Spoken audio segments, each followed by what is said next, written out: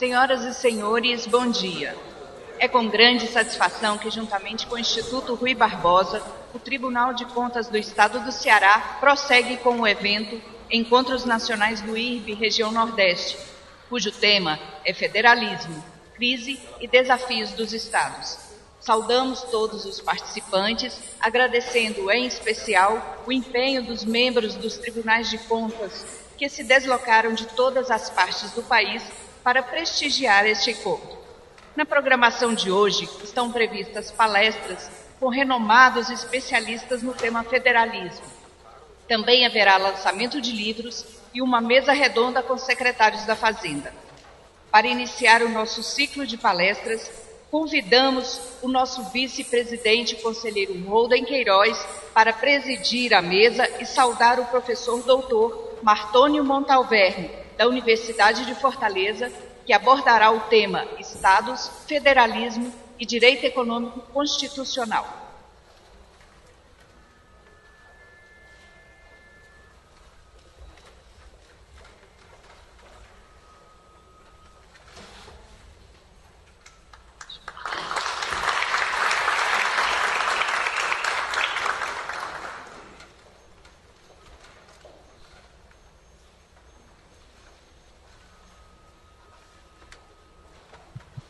Muito bom dia a todos. Espero que tenham passado uma boa estadia, início de estadia na nossa cidade de Fortaleza. Dando início aqui aos trabalhos do nosso evento, vamos agora apreciar a palestra do professor Dr. Martônio Montalverne.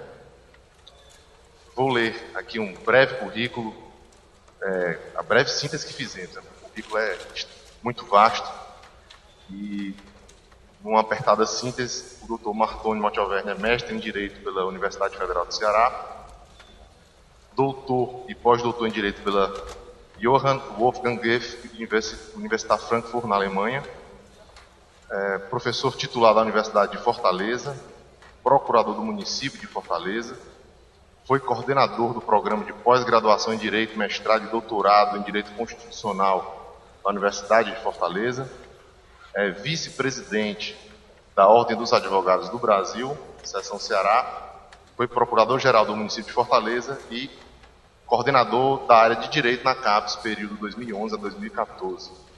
Então, sem mais delongas, vamos iniciar os trabalhos com a palestra do professor Martônio, a qual já agradeço a participação. Sim, claro.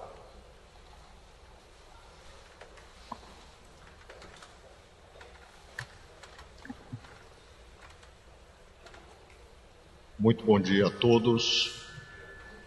Eu, antes de mais nada, gostaria de agradecer meu prezado conselheiro Holden Queiroz, que preside essa mesa. É um prazer estar aqui e agradecer o convite para trocar algumas ideias hoje a respeito do tema de federalismo e direito econômico constitucional.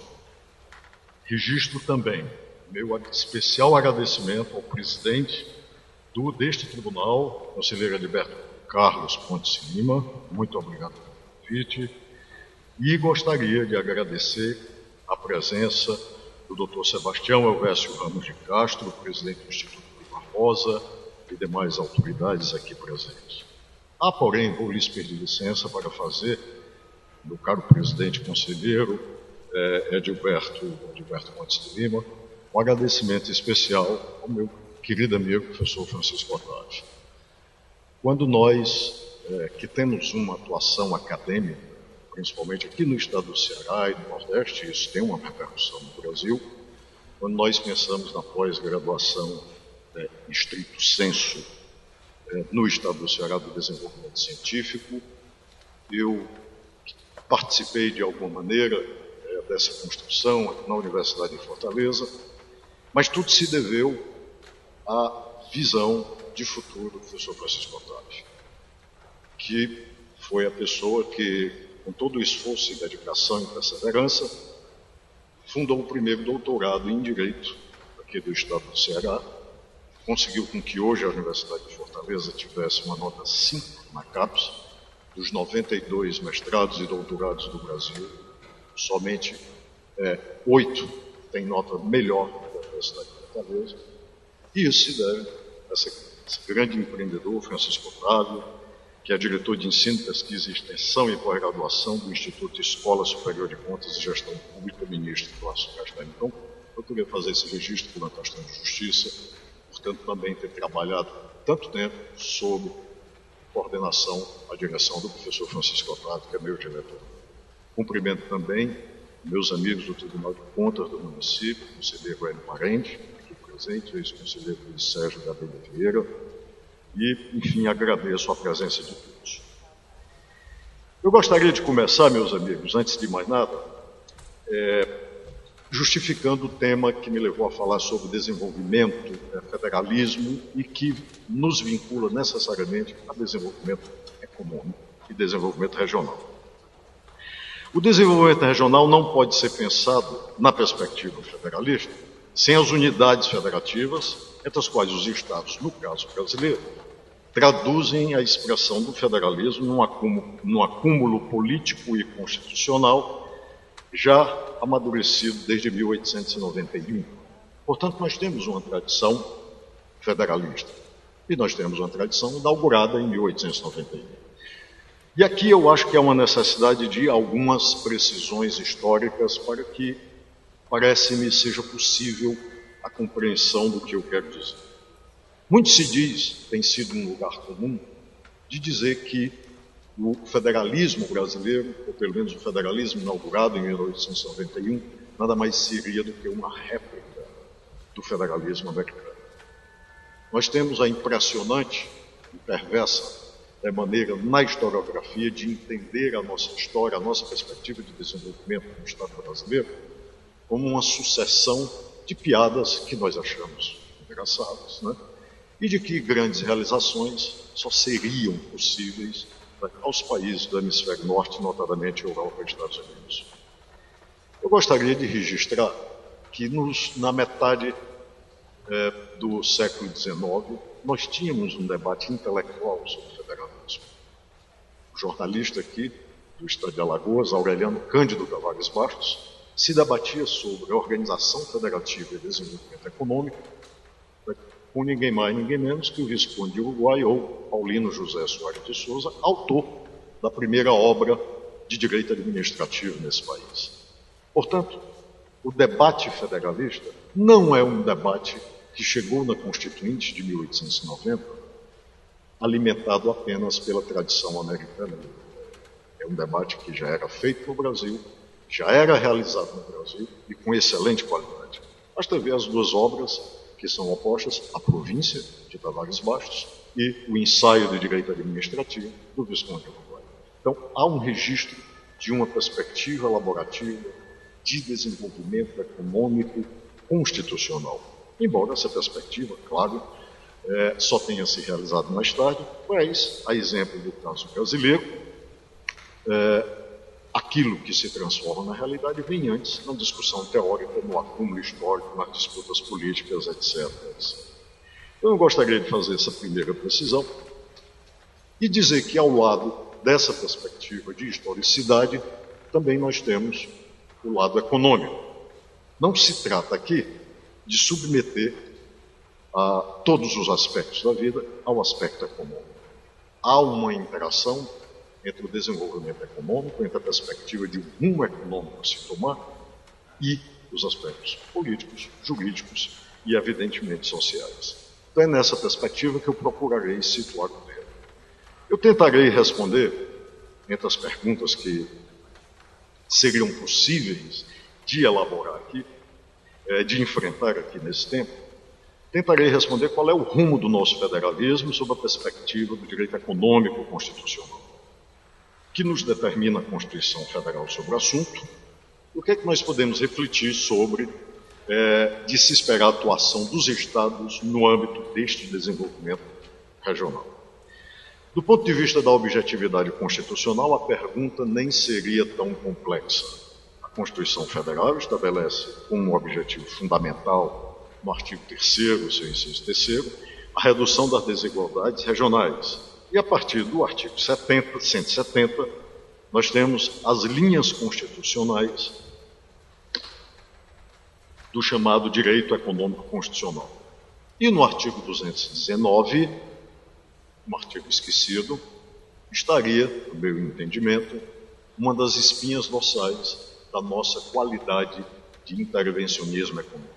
O artigo 219 diz que o mercado interno integra o patrimônio nacional e será incentivado de modo a assegurar o desenvolvimento cultural, socioeconômico e o bem-estar da população, visando a autonomia tecnológica do país.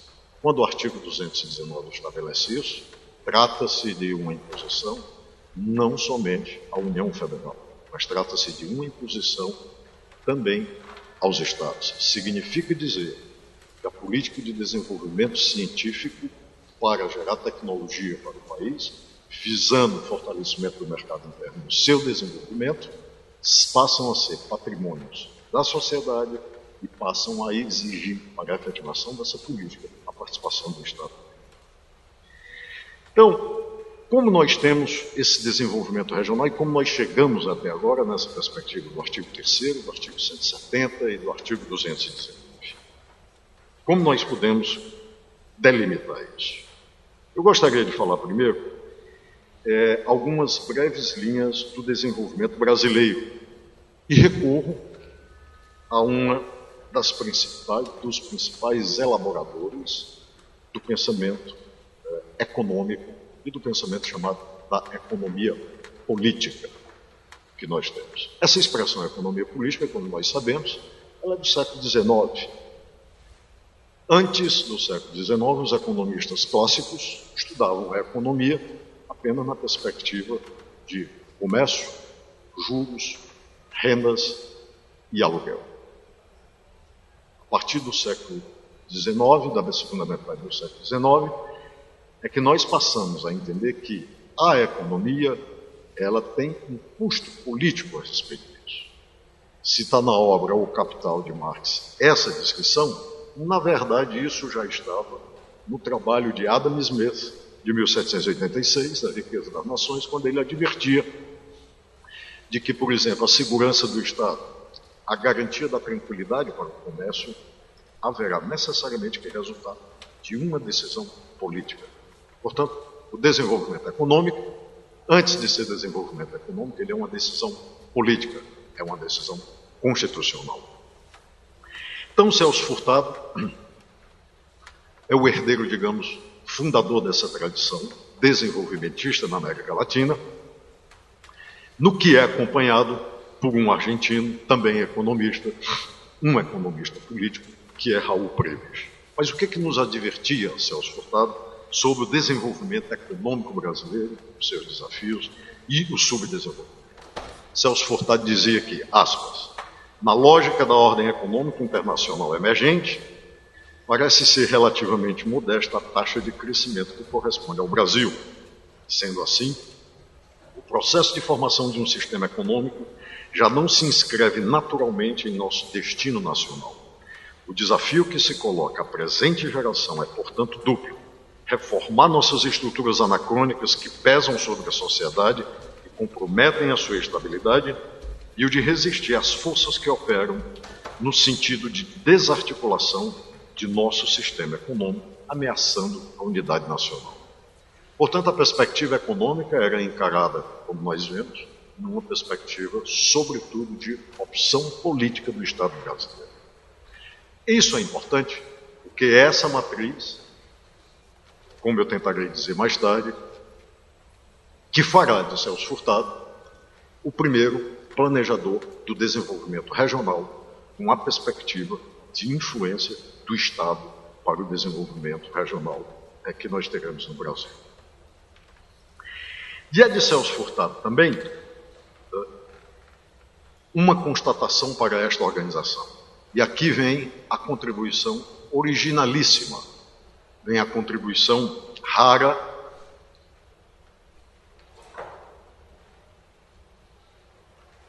mais uma vez, da intelectualidade brasileira. Para Celso Furtado, o subdesenvolvimento é um processo histórico autônomo e não uma etapa pela qual tenham necessariamente passado as economias que já alcançaram um grau superior de desenvolvimento. O que Celso Furtado nos adverte com isso? O subdesenvolvimento não é um caminho natural para o desenvolvimento econômico. Uma nação subdesenvolvida, naturalmente, ela não alcançará o desenvolvimento econômico. Uma nação subdesenvolvida somente chegará ao desenvolvimento econômico decorrente das escolhas políticas macroeconômicas que esta nação fizer.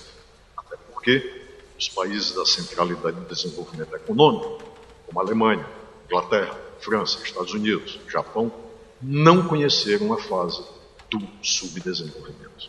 Portanto, o subdesenvolvimento, na medida em que ele não é enfrentado rigorosamente por decisões políticas, ele não será superado. Em outras palavras, confirma o que Celso Furtado disse, eu brevemente relatei anteriormente. Há uma necessidade extrema no Estado brasileiro de se modificar as nossas estruturas anacrônicas da ordem econômica. E entre essas estruturas anacrônicas estaria o excesso de centralidade e não enxergar os Estados, do ponto de vista constitucional e político, como um motor para a ação econômica. Embora a preocupação com o Estado e com seu desenvolvimento já fizesse parte de várias obras de pensadores da República Velha, desde 1930, nós temos dois grandes formuladores do pensamento político para a decisão econômica, que são Alberto Torres e Oliveira Viana. Nesses dois casos, nós temos uma perspectiva atomizante de desenvolvimento econômico. Nós não temos uma perspectiva de desenvolvimento econômico regional. É por isso, nesse caso, que nós temos, em países em desenvolvimento, a necessidade de incorporar aquilo que se qualifica chamar como a elite para a sua realização do chamado desenvolvimento regional. Eu uso a palavra elite na ausência de outros termos, como nós sabemos, elite vem do grego, significa os melhores, e não necessariamente aqueles que têm a direção econômica são as melhores cabeças do Estado, como não necessariamente aqueles que têm a direção política são os melhores, mas para delinear esse arco de um setor político do Estado capaz de implementar decisões políticas que fortaleçam a sua perspectiva dentro do Estado brasileiro. Portanto, a partir de 1930, nós temos, nesse sentido, a fundação do Estado brasileiro na modernidade, com vistas ao desenvolvimento econômico.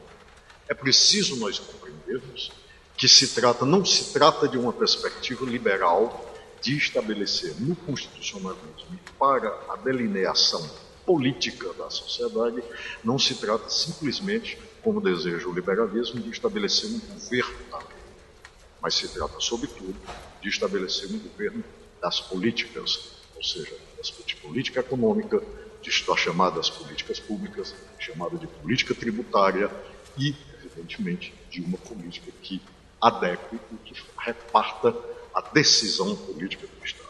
É nesse sentido, portanto, que nós teremos uma vertente que nasce nessa época e que até hoje se encontra em grande debate, que é a chamada vertente desenvolvimentista do Estado brasileiro. O desenvolvimento brasileiro, então, aparece a partir daí como obtendo um dos seus maiores desafios para se estabelecer como tal. E é justamente essa condição do Estado desenvolvimentista, no caso brasileiro. Ainda nós estamos falando dessa transição de 1930 para 1950, como um Estado periférico na realidade, que exige que ele seja algo mais que um Estado social tradicional. A estrutura do Estado social na Europa, por exemplo, de intervenções keynesianas na economia, se mostraram insuficientes para a América Latina. A teoria de Keynes, por exemplo, ela valoriza os centros nacionais de decisão. Entretanto, se a luta contra, por exemplo, o desemprego exigir a atuação do Estado, este Estado desenvolvimentista terá que promover modificações estruturais na superação do subdesenvolvimento. E nessa perspectiva, essas são as palavras do professor Gilberto Berkovitch, nessa perspectiva terá que envolver um ator político regional. É nesse sentido que o papel do Estado na América Latina haverá de adquirir uma outra noção. Haverá de adquirir, portanto, um Estado desenvolvimentista, um Estado nacional que renove as suas estruturas a partir de uma perspectiva de constitucionalismo econômico até então inusitado. E o desenvolvimento brasileiro e as suas tentativas desenvolvimentistas passa necessariamente pela questão nordestina. Em virtude de eu não poder falar das diversidades relativamente às outras regiões brasileiras, eu centrarei a atenção no caso nordestino, até porque o caso nordestino, nessa trajetória do direito econômico constitucional e da sua superação, ou seja, desenvolvimentista, a questão nordestina foi a que ganhou mais destaque. E por que isso? O governo Vargas teve um aspecto interessante, dentre vários, claro, com a formação do Estado Novo. Há algo que merece um registro e a nossa especial atenção. Quando nós falamos em governos populistas, nós temos sempre a primeira ideia pejorativa relativamente aos chamados governos e termos populistas. Há um grande intelectual argentino chamado Ernesto Laclau que escreveu uma obra que se chama A Razão Populista. Qual a observação que nós podemos ter a partir da história? Se o populismo na Europa teve um viés fascista, principalmente na França, a partir de 1864, com o governo do general Boulanger, a vertente populista que chegou na América Latina é completamente diferente. E há algumas coincidências. Essa vertente chega no Brasil nos anos 30 com Getúlio Vargas. Um pouco mais tarde, ela se revela no México com Cárdenas, depois no Peru com Aya de la Torre e na Argentina com Juan Domingos Perón. O que há em comum nesses governos? Primeiro, as coisas, os acontecimentos históricos possuem uma racionalidade. Os acontecimentos históricos não são por acaso. Né? A questão do petróleo. O México teve que enfrentar uma guerra cruel e desigual contra os Estados Unidos para a defesa do seu patrimônio e fundou a Pemex. Aya de la Torre e depois com Velasco Alvarado, militar, que se converteu ao nacionalismo para defender a Perú-Petro. Juan Domingos Perón teve o mesmo problema quando da fundação da Yacimientos Petrolíferos Fiscales da Argentina. E Vargas enfrentou, embora só nos anos 50, mas isso já estava na sua perspectiva, no horizonte de seu governo, também a questão da nacionalidade das riquezas naturais. Foi pela primeira vez que esses 4 governos trouxeram para a agenda política os problemas dos pobres. Lembro-lhes qual é a frase, porque ficou famoso o último presidente antes de Getúlio Vargas, que foi Washington Luiz. A questão social no Brasil é uma questão de polícia. Ou seja, foi no Brasil que os governos populistas de Vargas, assim como Perón, como Aya de la Torre e como Cárdenas, passaram a tratar a questão social não como caso de política, mas passaram a tratar a questão social como agenda de governo. Passaram, portanto, a tratar a agenda, as estruturas anacrônicas econômicas do Estado como um problema a ser resolvido por Estado e sociedade dos seus respectivos países. Qual é o resultado disso? Há uma contradição. Ao mesmo tempo em que nós tínhamos um governo autoritário na Constituição de 1937, isso é verdade, nós passamos a ter um Estado desenvolvimentista. Aparecimento pela primeira vez na estrutura constitucional do Estado de um chamado Conselho Nacional de Desenvolvimento Econômico. E o aparecimento da primeira vez do chamado Conselho Nacional do Petróleo, cuja presidência houve ao general Horta Barbosa, que é autor da célebre frase, de dizer que o petróleo é uma riqueza que pertence à nação, que haverá de dividi-lo igualmente entre seus filhos. Esta visão, o influenciador, eu me referirei disso mais ao final das minhas palavras, da nova lei 12.734, que faz a partilha dos royalties do pré-sal, e as Cortes de Contas, o presidente Sebastião, meu prezado Edilberto, as Cortes de Contas terão que vigiar essa utilização, na verdade, desses recursos. Portanto, isso é uma visão que já estava desde os anos 30, portanto, na fundação pelo populismo de um governo que pensava primeiro a questão nacional e não fazia da questão social uma questão de polícia. Portanto, como nós podemos tratar o populismo pejorativamente? O populismo é inerente a todas essas formas de governo e ele pode ter um aspecto negativo e pode ter um aspecto positivo. Não necessariamente um populismo deverá ser tratado como uma anomalia política travadora de desenvolvimento econômico, político ou desenvolvimento institucional. E isso tem uma relação direta com o nosso acúmulo histórico e constitucional.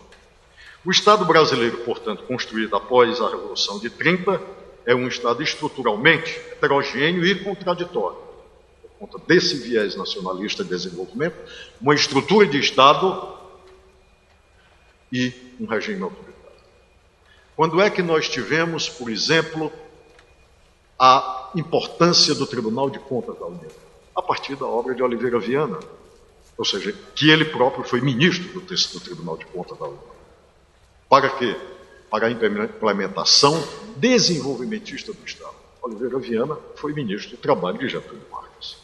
Então, meus amigos, esse aspecto é o aspecto que alimenta a nossa tradição de uma discussão sobre desenvolvimento regional e desenvolvimento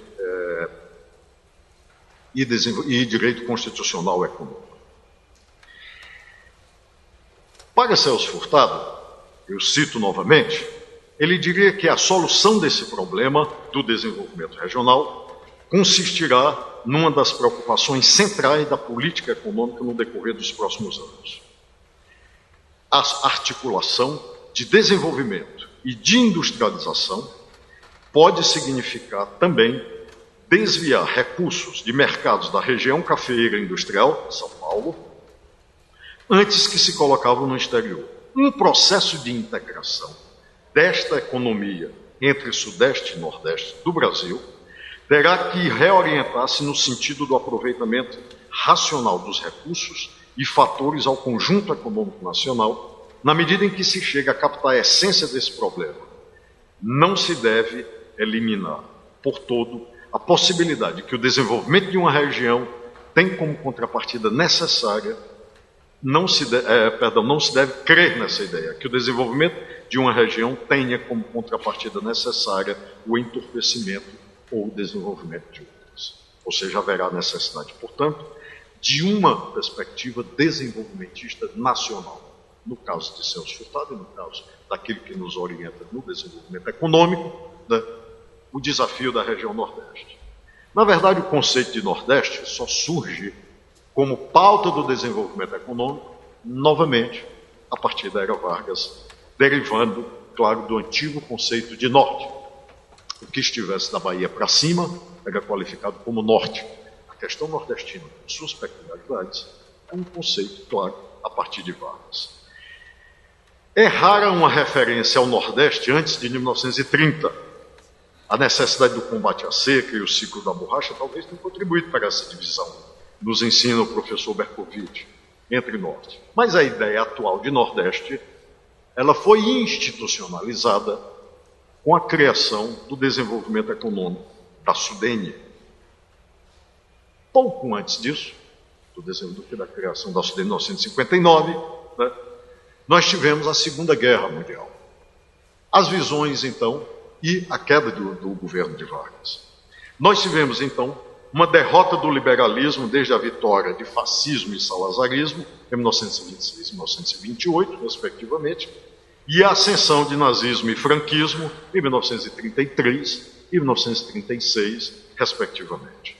Portanto, a visão liberal havia se mostrado incapaz de promover, antes de mais nada, e garantir a paz. 2 guerras, num curtíssimo período, de 14 a 18, e de 39 a 45, 2 guerras mostraram a incapacidade de um Estado não protagonista do desenvolvimento e da articulação política interna, a sua incapacidade de desenvolvimento e de evitar essas tragédias. É por isso que em 1949 aparece, já como refluxo da Constituição mexicana de 1917 e da Constituição alemã de Weimar de 1919, aparece com toda a pujança intelectual e de defesa política o chamado constitucionalismo dirigente. Também nessa visão já estava previsto uma articulação para o desenvolvimento regional.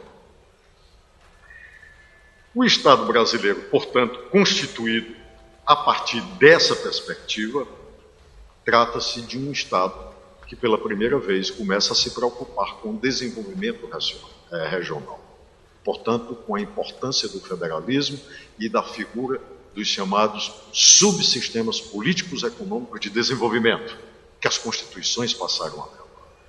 Mas, para implementar essas políticas, havia uma necessidade de se definir um arcabouço constitucional que também era uma decisão política.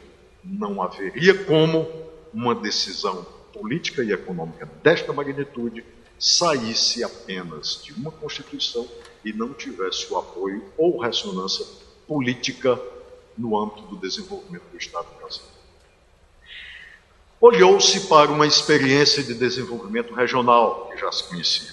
A primeira grande experiência significativa que serviu de modelo não só para o Brasil, mas para outras sociedades, foi a experiência da criação do Tennessee Valley Authority, criada em maio de 1933 e que é uma empresa pública autônoma encarregada do desenvolvimento regional de todo o Vale do Rio Tennessee, no sul dos Estados Unidos. Novamente, o embate político-econômico. Estamos falando de 1933. Até então, a política vigente americana era a política extremamente liberal, de aversão a qualquer prática de intervencionismo do Estado, ainda mais prática do intervencionismo econômico. O que acontece nesse período? Um presidente chamado Roosevelt resolve estabelecer uma decisão política e de política econômica chamada New Deal, ou Novo Trato, Novo Acordo. Observando essa perspectiva política de a iminência de uma guerra mundial, da qual os Estados Unidos, já na condição de maior economia, não teriam como ter algum tipo de participação, uma instabilidade econômica terrível decorrente da crise de 1929, e não se admitia nenhum tipo de intervencionismo. Sucessivas decisões de direito econômico nos Estados Unidos, como Agricultural Act, Trade Act, Trade Unions Act, eram declaradas inconstitucionais pela Suprema Corte. O presidente Roosevelt declarou uma guerra que ficou conhecida como Court Packing Plan, ou seja, pegar a Corte contra a Suprema Corte para dizer: se os senhores não modificarem o seu entendimento e não admitirem a realidade que está a exigir de nós, inclusive dos senhores, teremos que aumentar o número de ministros nessa corte para devolver a capacidade governativa e de desenvolvimento econômico do Estado americano. A partir daí, depois de uma séria crise política que levou a uma manifestação em 1937 no rádio do presidente Roosevelt, a Suprema Corte passou a admitir esse tipo de intervencionismo. É no âmbito, portanto, deste desenvolvimento econômico articulado nacionalmente, capitaneado pelo interesse nacional, que aparece também nos Estados Unidos, em 1933, a primeira experiência do Vale do Tennessee, e uma experiência extremamente bem-sucedida. Nós temos também de que o rescaldo da Segunda Guerra Mundial influenciou as decisões de se criar organismos federais de planejamento e coordenação para determinadas regiões. Começa a aparecer o Vale do Rio São Francisco e a Amazônia, e a criação desses órgãos. A Comissão do Vale do São Francisco foi criada pela Lei 541, de 25 de dezembro de 48, regulamentando o disposto do artigo 29 das disposições constitucionais transitórias da Constituição de 1946, que dizia que o governo federal ficou obrigado, dentro do prazo de 20 anos, a contar da data da promulgação dessa Constituição, a tratar e executar um plano de aproveitamento total das possibilidades econômicas do Rio São Francisco e seus afluentes, no qual aplicará anualmente quantia não inferior a 1% das rendas tributárias. Portanto, primeira tentativa, já em 1946, da Constituição de Tratamento Constitucional, Econômico e Desenvolvimento Regional. E essa mesma Constituição atribui ao Estado, portanto, na versão brasileira, a capacidade de ação política, na medida em que o Rio São Francisco, o nosso rio da integração nacional, integra boa parte do nosso território e passa em regiões estratégicas para o desenvolvimento nacional. Há uma distância temporal, porque nós teremos isso em 1948, porém, o que nós tínhamos tido era somente, pelo Decreto Legislativo número 7619 de 1909, a criação da Inspetoria de Obras contra a Seca, IOCS, que mais tarde, que era uma repartição do Ministério da Aviação e Obras, mais tarde se transformará no IFOX, e hoje, com sede aqui em Fortaleza, é o nosso DENOX. Mas era uma visão, como o próprio nome diz, de combate à seca, não de convivência com a seca e desenvolvimento do semiárido. Essa é a primeira vertente. A segunda vertente, não havia uma noção de planejamento econômico, mas havia apenas uma noção de assistencialismo para a resolução de problemas de tragédia humana, etc., etc., que a seca. Então, é nesse sentido que nós temos esse panorama. Até a década de 50, a atuação federal no Nordeste se caracterizava por uma desorganização de órgãos e superposição. Cada iniciativa do governo federal criava um órgão que atuava de modo distinto de outros que já existiam. Nesse sentido, é que aqui nós começamos a ter uma visão do desenvolvimento econômico regional. Em 1956, pelo Decreto 40554, de 14 de dezembro, é criado o Grupo de Trabalho para o Desenvolvimento do Nordeste, GTDN, ligado ao Conselho de Desenvolvimento. No entanto, apenas com a seca de 58, é que este grupo de trabalho foi encarregado pelo presidente Juscelino Kubitschek da denominada Operação Nordeste. Presidente Juscelino, entregou a Celso Furtado esta tarefa de planejamento do desenvolvimento regional. O estudo elaborado por Celso Furtado não foi a primeira análise econômica dos problemas do Nordeste. O primeiro documento que, na verdade, sintetiza esses é o documento do economista Hans Singer, elaborado em 53, embora só tenha sido publicado em 62. Singer faz um estudo essencialmente econômico, destacado pela preocupação para estimar o capital necessário para promover o desenvolvimento do Nordeste.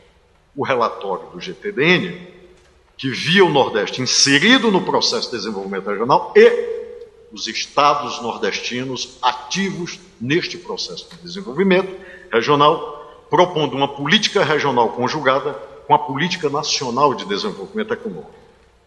Esse GTDN elaborou um diagnóstico, uma proposta de política econômica de grande profundidade, pensando, sobretudo, na industrialização e na articulação dos entes federativos nordestinos para recuperar e para possibilitar profundas mudanças nessas políticas institucionais.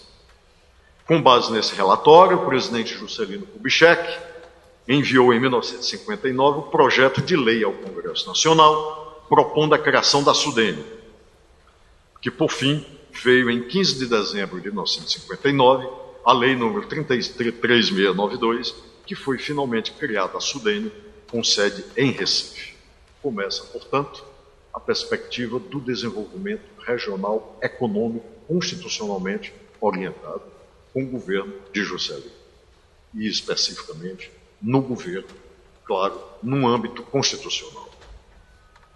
Essa industrialização significava, para os planejadores do pensamento econômico, significava necessariamente um mercado nacional articulado, em 3 etapas que haveria de fazer o desenvolvimento econômico. A partir da segunda etapa temporal, os estados ingressariam nessa perspectiva. Nós tivemos uma fatalidade que aconteceu nesse país. A retomada desenvolvimentista regional teve, do ponto de vista da inspiração política, o pensamento de Vargas, de Juscelino e de João Goulart. Nós tivemos um golpe militar em 1964 e, para esta visão de orientação política e econômica, a questão desenvolvimentista era uma questão comunista, era uma questão de esquerda, enquanto que essa é talvez a mais obtusa das visões que se possa ter.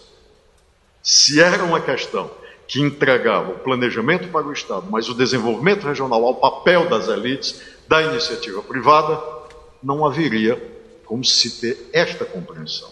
Na verdade, este discurso do regime da ditadura militar procurava apenas legitimar aqui o que nós chamamos de adoção de um novo modelo econômico, o chamado dependencismo econômico, que é baseado na premissa diferente da origem de Celso Furtado desenvolvimentista, qual a linha mestra que vigora o pensamento dependencista. Uma nação poderá ser dependente, ser desenvolvida e politicamente dependente. Não haveria necessidade do Estado brasileiro, portanto, optar por um desenvolvimento, se ele pode, dependentemente das economias centrais, Japão, Estados Unidos e Europa, poderia se desenvolver. Isto implicaria, claro, na renúncia à tecnologia nacional, na renúncia à autonomia financeira e tecnológica do país e, evidentemente, na renúncia ao posicionamento externo no âmbito das disputas de política externa que o Brasil faria. O golpe militar, portanto, trouxe essa mentalidade dependencista e teve grande apoio. E aqui uma pergunta que talvez até hoje nós não saibamos responder. Não se sabe se a elite econômica latino-americana, ou por comodismo ou por escolha ideológica, acomodou-se, por exemplo, na questão do desenvolvimento econômico dependente, ao invés de investir na sua autonomia tecnológica. Nós observamos países, sociedades de dimensões e de problemas mais ou menos semelhantes ao Brasil. Claro que nós não podemos falar da história de fundação e tudo mais, num caminho sedimentado de desenvolvimento econômico. Nós podemos, por exemplo, pegar alguns casos, como o da Índia, ou como o da Coreia do Sul, de outros países que desenvolvem. Como que a Índia ingressa no seleto clube de países, que são 6 no mundo, que dispõem de um veículo lançador de seus satélites e do seu próprio satélite. O Brasil faz o satélite, muito bem, mas o Brasil não consegue colocar em órbita o seu satélite, porque não há o desenvolvimento de uma tecnologia nacional para um veículo lançador. E conseguir uma tecnologia estrangeira é complicado, porque quem tem, óbvio, não quer transferir. Mas por que a Índia conseguiu isso? A Índia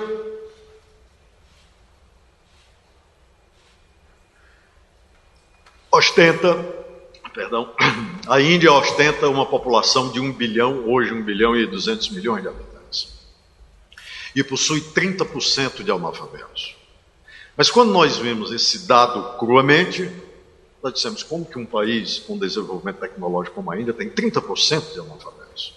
Isso significa dizer que a Índia alfabetizou mais ou menos 800 milhões de pessoas. Significa dizer que a Índia alfabetizou quase 4 vezes o Brasil. Ela é um sucesso ou é um fracasso? Essa política econômica foi bem sucedida ou foi fracassada? Que parâmetro nós podemos aferir para isso? Qualquer planejamento de educação na Índia, por exemplo, tem que contemplar 14 idiomas oficiais e 217 dialetos. Imaginemos alguém dos senhores aceitaria ser secretário, ministro da Educação da Índia, com esse problema para se resolver? E por que essa sociedade conseguiu isso? Planejamento econômico. A Índia, em 1948, quando estabeleceu a sua independência econômica e política e fez o seu planejamento, decidiu que iria ingressar no outro clube igualmente seleto, a ponto de ter voz ativa no cenário internacional, mais que o Estado brasileiro. Decidiu que ia dominar a energia nuclear.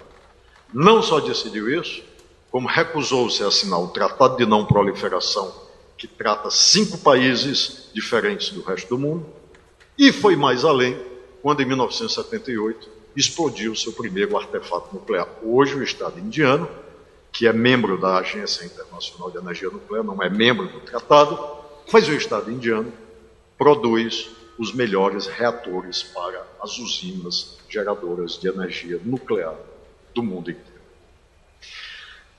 Tudo isso foi articulado com este planejamento econômico. Tudo isso foi um resultado de uma perspectiva de desenvolvimento do Estado e sociedade. Portanto, uma política de desenvolvimento. Nós tivemos, após o golpe militar, a redemocratização. A partir de 2002, nós tivemos a retomada do desenvolvimento. A partir de 2002, a democratização, o retorno ao liberalismo dependencista nos anos 90, e a partir de 2002, nós tivemos a retomada do desenvolvimento keynesiano. Política anticíclica, política externa fora do circuito tradicional, proteção da economia e riqueza nacionais, intervenção social na política científica, como o Plano Nacional de Pesquisa e Pós-Graduação de 2010 e 2020, e o reforço do artigo 219. E aqui eu me encaminho para a conclusão, para falar de um ponto-chave do desenvolvimento regional, que inclui os estados necessariamente no âmbito do direito constitucional econômico. Eu gostaria de falar, rapidamente, da Lei, primeiro, 9478, de dezembro de 97, que dispunha sobre a política energética nacional, as atividades relativas ao monopólio do petróleo e instituiu o Conselho Nacional de Política Energética. Essa lei, por exemplo, permitiu, hoje nós estamos assistindo à crise econômico-financeira do Estado do Rio de Janeiro, essa lei permitiu que o Estado do Rio de Janeiro utilizasse parte dos seus royalties para pagamento de pessoal. Evidentemente, a tragédia aí está. Nós tivemos, portanto, a revisão desta lei pela Lei 12.351, de dezembro de 2010, que dispôs sobre a exploração e produção do petróleo, com planejamento regional, criou o Fundo Social e sobre a estrutura e fontes dos recursos. E a Lei 12.734, que modificou esta Lei 9478 e estabeleceu a alteração das regras relativas ao regime de participação da exploração do petróleo. Como é que ficou essa distribuição? Essa distribuição estava no artigo 42, que dizia que os royalties serão distribuídos, artigo 42 e 42A e B, 20% para estados e Distrito Federal, 10% para municípios produtores, 5% para os municípios afetados por operação de embarque e desembarque do petróleo, gás natural e outro hidrocarboneto fluido, 25% para a constituição do Fundo Especial a ser distribuído entre estados e Distrito Federal, de acordo com os critérios que a própria lei enumera. Portanto, a maior riqueza do país estava inserida no planejamento econômico constitucional e estava necessariamente vinculado ao ator político, Estado e municípios, na condição de desenvolvimentista. O que aconteceu com esta lei? A ação direta de inconstitucionalidade 49/17, requerida pelo governador do Estado do Rio de Janeiro, em 2014, de relatoria da ministra Carmen Lúcia, deferiu um liminar sem sequer ouvir o prazo que a Lei 9868 estabelece em questões polêmicas, ainda mais uma questão dessa, que é uma questão estrutural do planejamento de desenvolvimento do Estado brasileiro. O que diz, brevemente, a declaração da ministra da relatoria com a suspensão monocrática desse dispositivo dos artigos 42A e B. A alteração das regras relativas ao regime de participação no resultado da exploração do petróleo ou da compensação pela exploração, sem mudança constitucional do Estado tributário, que é a tese do Estado do Rio de Janeiro, importa em desequilibrar o tão frágil equilíbrio federativo nacional. Ou seja, nós tivemos uma perspectiva de transformação desenvolvimentista, articulada com o Pacto Federativo e com o desenho constitucional do Estado, que acabou sendo suspensa por decisão até hoje, do Supremo Tribunal Federal. Aliás, ontem eu olhei o processo dessa ação, está lá desde o último, há um penúltimo despacho em 2014 e há um despacho agora em fevereiro de 2016. Portanto, não há indicadores de que nós deveramos ser mais esperançosos relativamente a essa perspectiva. O que se pode, para concluir, senhor vice-presidente, o que se pode chamar de incapacidade, este estado de coisas, da compreensão do desenvolvimento regional e do direito econômico constitucional? A Constituição ela fez uma diretiva, onde atores decidem, determinados atores decidem o contrário. Nós temos instalado, então, uma dificuldade política para o planejamento, já que aquilo que determina a Constituição é bloqueado por atores políticos, dos quais pouco envolvimento tem com a história, no caso do desenvolvimento. Como se pode atuar e como se pode sair desse impasse? Nos dois casos, eu creio que, concluo, nós temos que fortalecer cada vez mais a ideia desenvolvimentista, que é não simplesmente, porque me parece, como eu brevemente procurei demonstrar, não simplesmente porque me parece uma escolha acertada.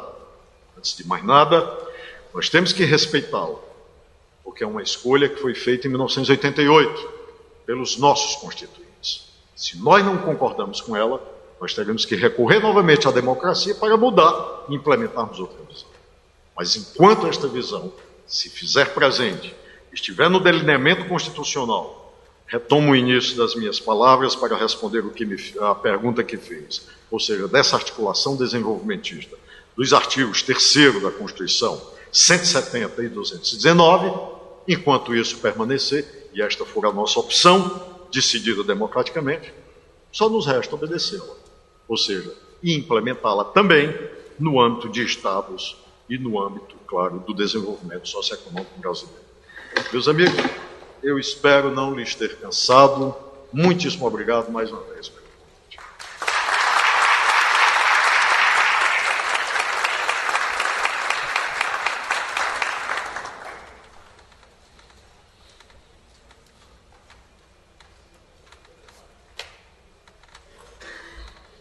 O professor Martônio acabou de nos oferecer aqui uma extremamente erudita palestra, onde nos conduziu, professor, por um passeio ao longo do pensamento histórico, político, econômico, jurídico brasileiro. Muito obrigado, o tribunal agradece a participação. Temos uma pergunta já formulada aqui pela plateia, do servidor aqui do tribunal, doutor João Bosco Nogueira, professor da UES também. É uma pergunta bem provocativa, mas aqui é uma arena de debate democrática e, por isso, vou ler aqui a pergunta nos exatos termos colocados pelo nosso servidor e professor da UES. O governo Temer, uma vez permanente, significaria a destruição de vez da ideia do Estado desenvolvimentista, ter-se-á um Estado de mercado, para o mercado e para o mercado paulista, sobretudo. Qual o efeito disso para o Nordeste? Sim. Alô? Sim, sem dúvida. Os senhores, por favor, aqueles que pensam o contrário, me desculpem, é só uma opinião, evidentemente que eu respeito a legitimidade de qualquer opinião. O governo golpista do presidente Michel Temer, é claro que significa isso, significa o abandono desse desenvolvimentismo.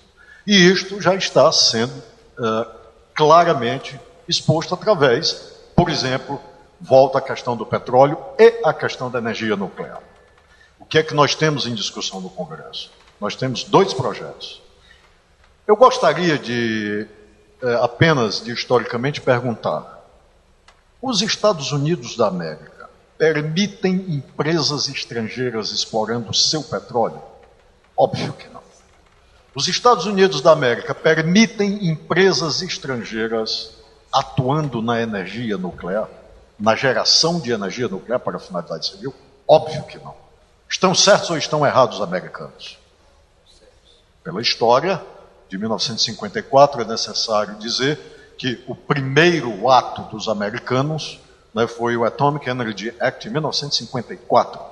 onde foi criada uma autoridade para vigiar a iniciativa privada que era capaz de gerar energia para o desenvolvimento americano. E fizeram certo. Então, por que nós estamos seguindo esse modelo? O modelo de concessão nós temos dois grandes modelos no desenvolvimento econômico do petróleo. O modelo de concessão e o modelo de partilha. O que foi que aconteceu com os países como a Indonésia, que optaram pelo modelo de concessão? Vejam a crise. Os americanos permitem o modelo de concessão? Claro que não. Óbvio que não. Por quê? Porque defendem as suas empresas, defendem a sua tecnologia nacional.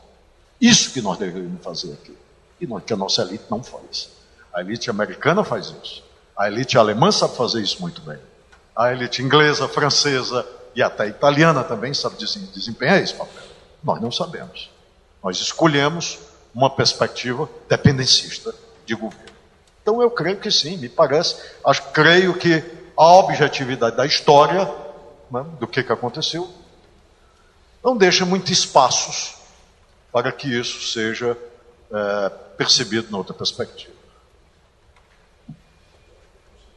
Vamos abrir aqui as intervenções. O conselheiro Léo Parente gostaria de fazer uma pergunta?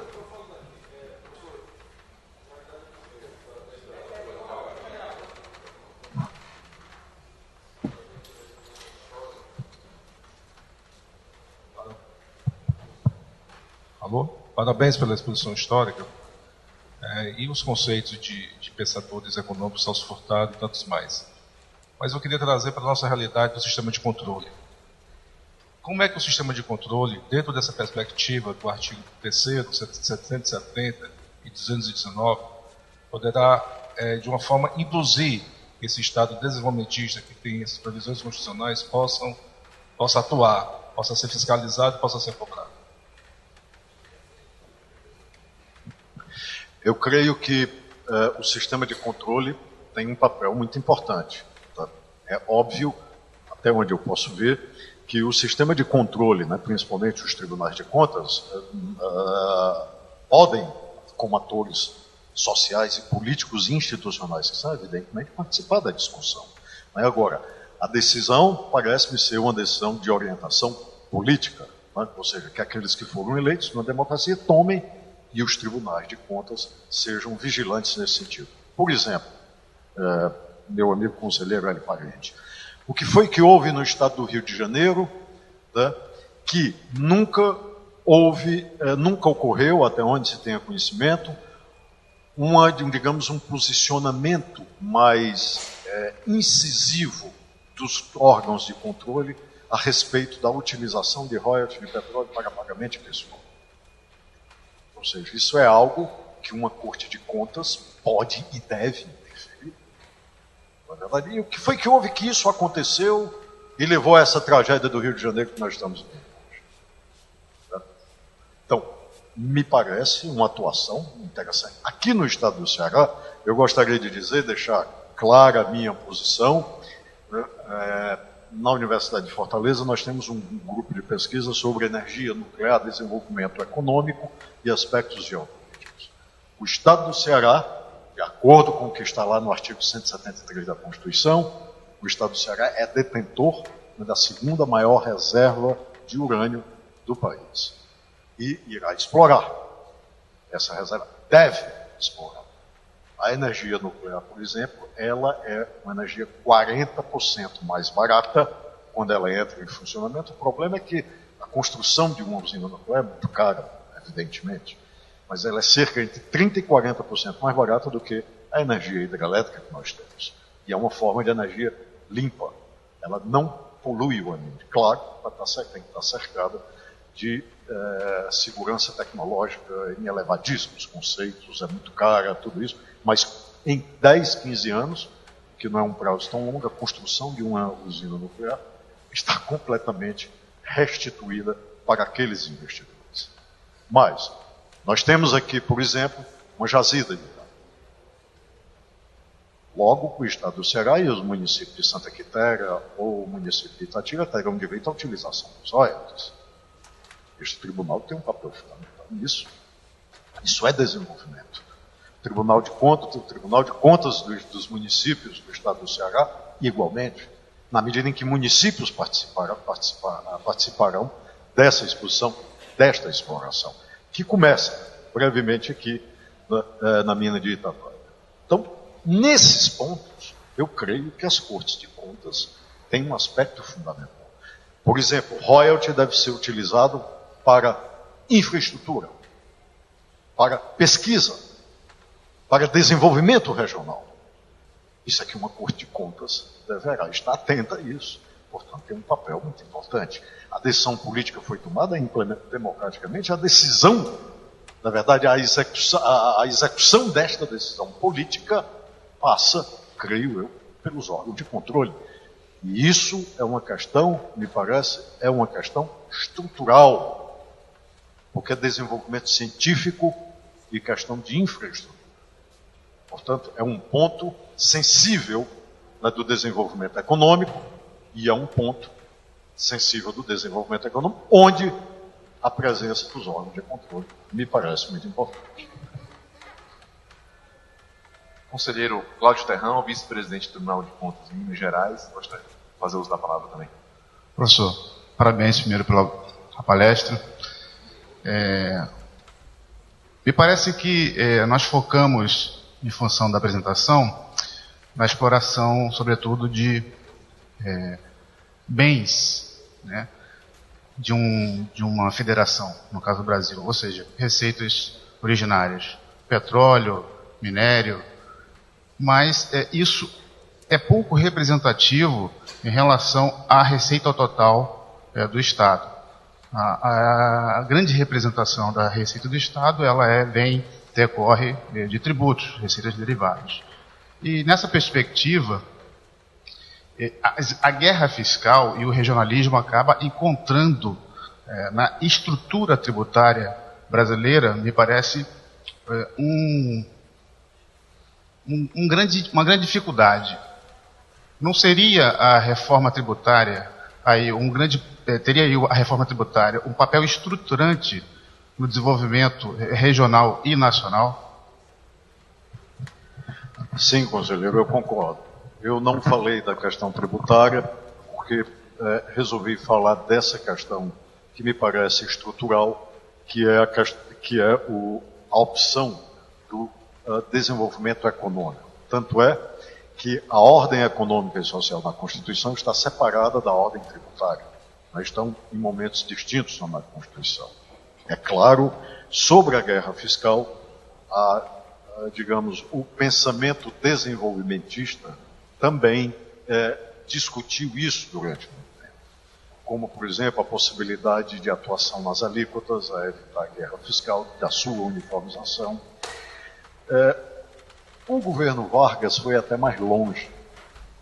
Lembremos-nos, no final de novembro de 1937, de uma cerimônia simbólica que houve, a chamada queima das bandeiras estaduais, que o governo realizou, para dizer que a partir de agora, o planejamento regional era atribuição da União. Há uma razão histórica política para isso. Nós lembramos que o elemento caracterizador político da República Velha foi a chamada política de governadores.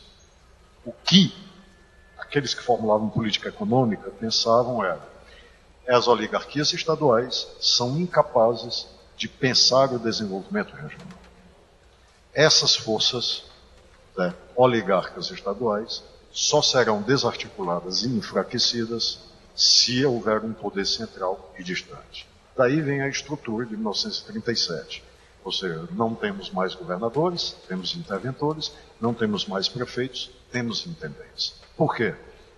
Vargas percebia que era necessária uma formação de uma estrutura econômica liberal na medida em que as oligarquias estaduais impossibilitavam a formação, inviabilizavam a possibilidade de uma política fiscal, tributária adequada para o desenvolvimento regional. É uma solução de força, claro. Mas com alguma razão, hoje esse grande desafio do que o senhor fala, da guerra fiscal, é que concordo, é um elemento perturbador do desenvolvimento econômico e é um elemento perturbador, eu diria, do próprio pacto federativo. Tá? Como eu lhe disse, eu peço desculpas, não me ocupei muito dessa parte tributária, em razão do tempo, mas creio que a reforma tributária ela é fundamental no momento para resolver esse pacto federativo, essa fraqueza do pacto federativo. O que eu sou cético é quanto ao sucesso dessa reforma tributária. Meus amigos, a palestra foi bem instigante, estão chegando perguntas. Eu vou pedir licença a Vossas Excelências, para não atrasar o cronograma dos nossos trabalhos. Eu vou encerrar, peço desculpas, mas por questão de tempo eu vou ler a última pergunta que foi formulada para passar o encerramento, para que não, pedindo desculpas à plateia, mas para que não atrase o andamento dos trabalhos, também é importante. Então, a última pergunta é Paulo Pontes, do IPES. Em primeiro lugar, a título de informação, há empresas estrangeiras explorando petróleo nos Estados Unidos. Um exemplo é a Petrobras, operando no Golfo do México. Na sua visão, como as políticas desenvolvimentistas, que exigem muitos recursos fiscais, conflitam com as políticas de bem-estar social, que também exigem muitos recursos fiscais? Na sua visão, como as políticas desenvolvimentistas, que exigem muitos recursos fiscais, conflitam com as políticas de bem-estar social, que também exigem muitos recursos fiscais? Em primeiro lugar, vou responder a pergunta, né, a respeito da Petrobras. Sim, nós também temos aqui, no caso brasileiro, nós temos aqui que operam a Chevron, a Shell, todas essas companhias.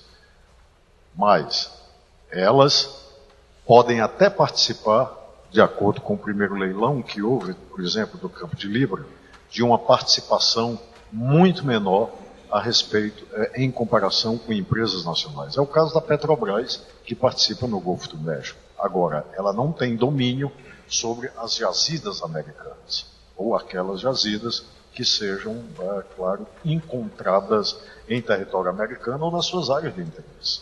Essa política ela não tem.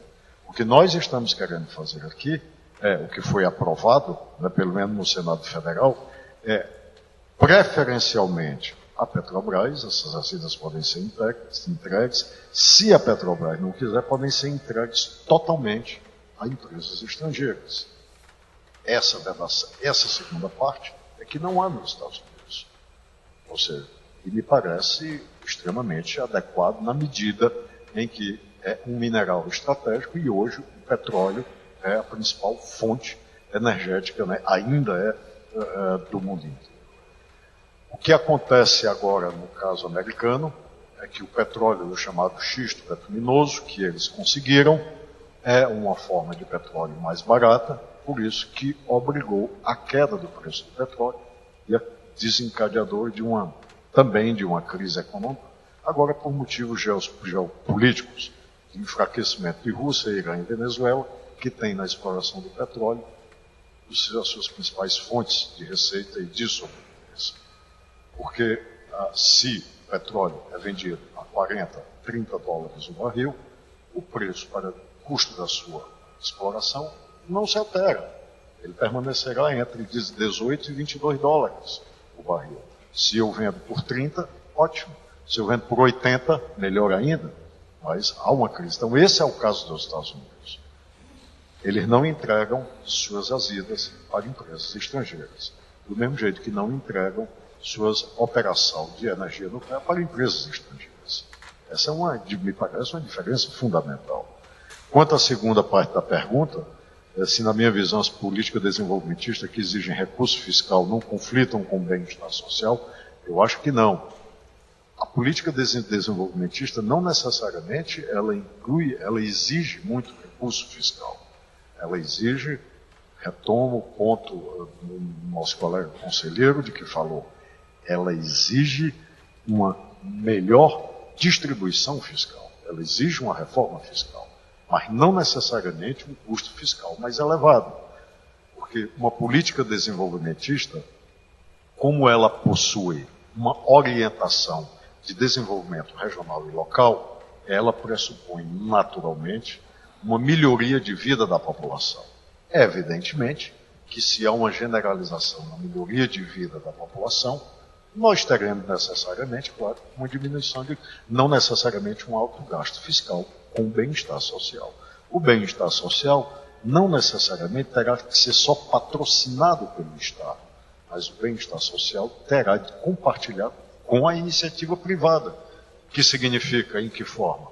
Um pagamento de salários melhores, condições de salários melhores, infraestrutura dos núcleos urbanos mais adequadas com saneamento, com isso, com equipamentos urbanos que melhoram a qualidade de vida. Então, não necessariamente uma política desenvolvimentista exigirá um esforço fiscal muito grande. Isso acontece, é verdade, em países como o nosso, exatamente porque nós não temos esse outro lado do desenvolvimento econômico. Nós não temos boa qualidade de vida nas cidades, nós não temos saneamento, nós não temos isso, portanto exige um elevado índice de gasto fiscal, claro. Mas não necessariamente uma política desenvolvimentista poderá levar a isso. Agradecendo mais uma vez a excelente palestra do professor Antônio Monte Alverne, eu convido aqui para entregar o certificado e placa do Instituto Rui Barbosa, o conselheiro Inaldo Paixão, presidente do Tribunal de Contas do Estado da Bahia.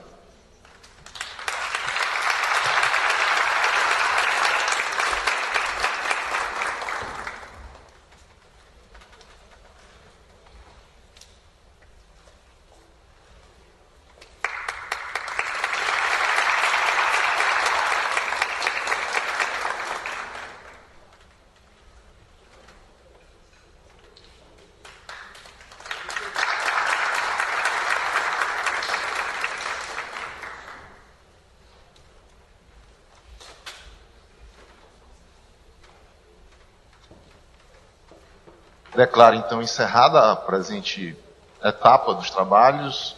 Vamos ter um intervalo de 15 minutos e será servido um coffee break no quarto andar. Muito obrigado. Até breve.